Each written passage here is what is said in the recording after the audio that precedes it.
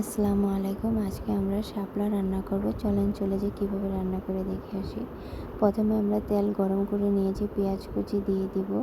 তাই পেঁয়াজ কুচিটা কিছুটা হয়ে গেলে আমরা এখানে হলুদ, মরিচের গুঁড়ো, রসুন বাটা দিয়ে দিব, লবণ দিয়ে দিব পরিমাণ মতো, দিয়ে শাপলা সিদ্ধ করাগুলো ঝরিয়ে রেখেছি ওটা দিয়ে দিব। ওটা দিয়ে কিছুক্ষণ পরে মাছ ভাজাগুলো দিয়ে দিব।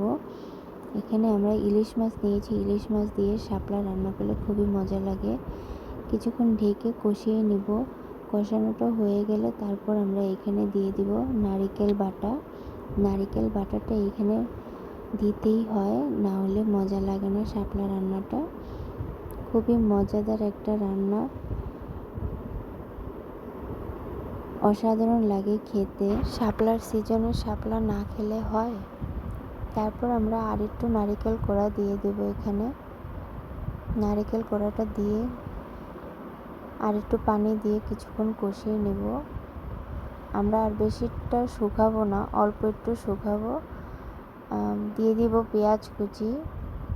পেঁয়াজ কুচি দেওয়া হলে আমরা কিছুটা কাঁচামরিচ ফালি দিয়ে ধনেপাতা দিয়ে নামিয়ে ফেলবো। আমার ভিডিওটা ভালো লাগলে লাইক, কমেন্ট, শেয়ার দিয়ে পাশে থাকবেন।